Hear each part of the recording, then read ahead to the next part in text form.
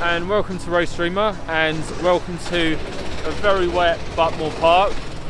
It's a bit strange because I'm doing the intro to this video after what's actually just happened, but I've come to Buckmore today to test a Club 100 racing kart, the new kind of Club 100 kart, and as you can see behind me, people are sort of slipping and sliding everywhere, so it was a pretty difficult test, my first time in the kart, but spoke to a few people who are regulars. I saw some racing drivers here in their off season, and it was a good learning experience. So I think off the back of this test that I am going to go racing in Club 100 this year.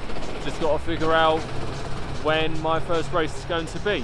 And at that point, I decided to retreat to my car and the warmth of my home and finish the commentary there, because it was just a little bit cold out there, standing around in a t-shirt, which was pretty stupid, I have to admit.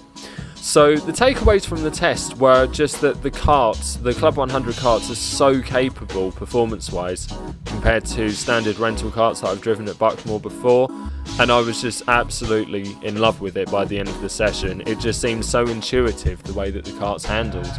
So the test began. I just started off pretty steady because I was told that the karts were pretty different to what I'd be used to. They were running two-stroke engines. They had much more sophisticated brake systems. So I started off pretty steady, even though it was drying up, and I still spun a few times because the braking was actually, I think, more like a car's brakes in terms of their progressiveness compared to the standard rental karts I've driven. And then it decided to rain, which is great actually, because it's really good fun when it rains at Buckmore. It's stupidly slippery, and that's where my track knowledge of Buckmore came in handy, because I've driven around there a few times in the wet before, so I was happy I knew where the grip would be, and I started just feeling a bit happy in the kart. But the thing that I need to improve in general is just, I had a look at my lap times just now, and they're pretty inconsistent, it has to be said. Some of that was down to traffic, most of it was probably down to me and just trying to react to the kart rather than commanding it, I suppose. So still a bit of learning to be done, but I'm pretty happy with the outcome. And here's my fastest lap, at least when it started raining, that I was pretty happy with.